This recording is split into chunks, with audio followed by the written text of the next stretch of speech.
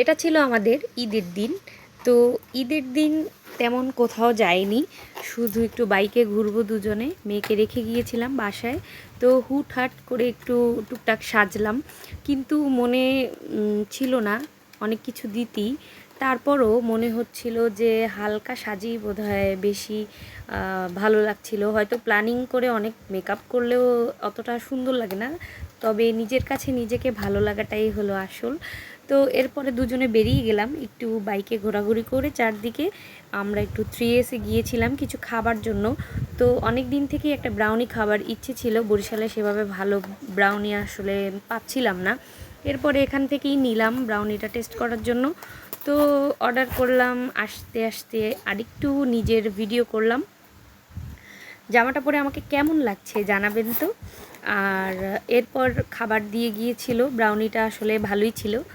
আর আকাশ একটা পেস্ট্রি নিয়েছিল, সাথে আমি একটা চিকেন বল নিয়েছিলাম, কিন্তু চিকেন বলটা আসলে খেতে ভালো লাগেনি, মনে হচ্ছিল বাসি।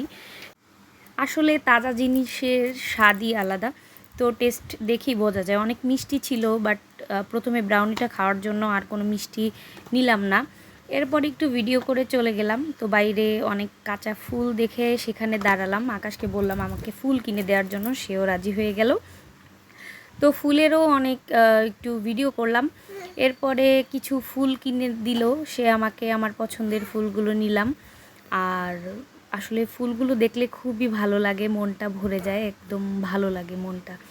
এরপরে বিভিন্ন রকমের ফুলগুলো একটু ভিডিও করে বাসায় চলে আসলাম।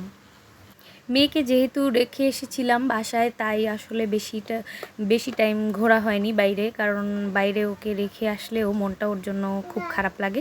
এরপরে বাসায় এসে ওকে নিয়ে একটু ভিডিও করলাম। আর এখানেই আজকের ব্লগটা শেষ করলাম, টাটা।